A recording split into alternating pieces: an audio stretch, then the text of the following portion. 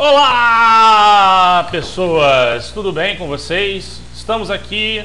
Hoje vamos fazer um pouco de gráficos e entender um pouco como é que funcionam os gráficos de funções quadráticas. Então, vamos lá. Hoje a gente vai estar usando um outro programa chamado GeoGebra, que vocês também podem baixar de graça na internet. E esse programa é um programa como o Tabula, que é usado em vários outros vídeos. Ele é um programa de geometria dinâmica. E hoje a gente vai estar usando essa funcionalidade dele para poder fazer vários exemplos de gráficos de funções quadráticas. Então olha só, aqui eu tenho esses três seletores A, B e C, certo? E eu criei uma função chamada f de x é igual a ax ao quadrado mais bx mais c. Olha só, se eu movimento, por exemplo, o B, olha, do lado esquerdo aqui, ó, a minha função está alterando e usando o valor 1.7 como valor do meu B. Então vamos lá.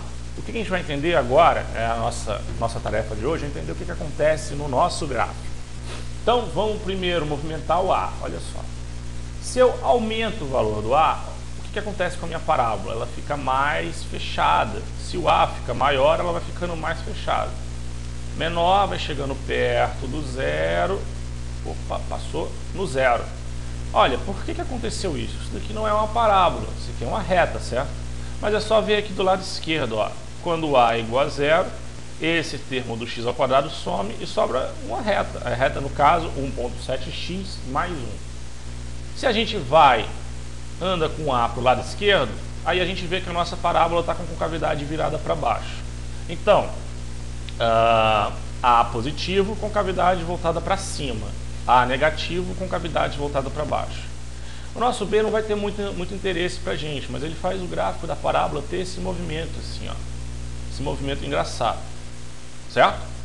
E o meu C, como toda função, qualquer função que a gente tiver, o termo constante é uma translação vertical. Ou seja, se eu vou para a direita, se eu aumento o C, quer dizer, ele vai para cima. Se eu diminuo o C, ele vai para baixo. E lembrando sempre que o C é o nosso intercepto Y, certo?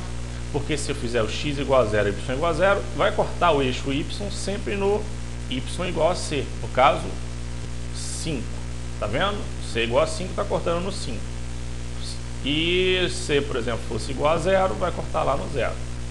Tudo isso é bastante simples e eu acho que vocês conseguem entender facilmente.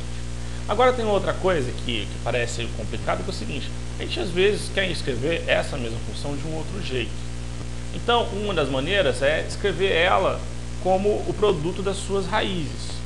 Ora, antes de começar o vídeo, eu fiz aqui, ó, os valores D e E, eu calculei usando fórmula de Bhaskara. D é uma raiz e E é outra raiz da minha parábola.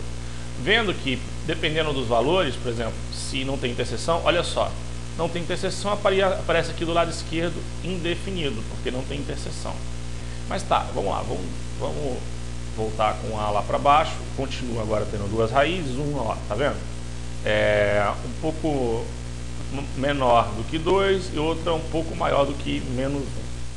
E vamos escrever assim, ó, A, lembrando que A é o nosso coeficiente do x ao quadrado, vezes x menos D, que é a primeira raiz, isso vezes x menos E, que agora vai ser a nossa segunda raiz. E isso vai dar o gráfico de uma função. Então, antes de mais nada, eu vou apagar aqui, ó, minha f de x, clicando nessa bolinha. Pronto, f de x sumiu. E vou apertar Enter aqui, olha só que interessante. É exatamente o gráfico da minha f de x. Então, em vez de escrever minha f de x como ax ao quadrado mais bx mais c, que é a forma normal de escrever, a forma expandida de uma função quadrática, a gente também pode escrever ela como a vezes x menos a primeira raiz, x menos a segunda raiz. Ó, fazendo a f aparecer de novo, ela aparece exatamente em cima do meu gráfico. É claro que para isso precisa existir as raízes. Então, se as raízes não existem, então o nosso gráfico desaparece. Beleza, pessoas?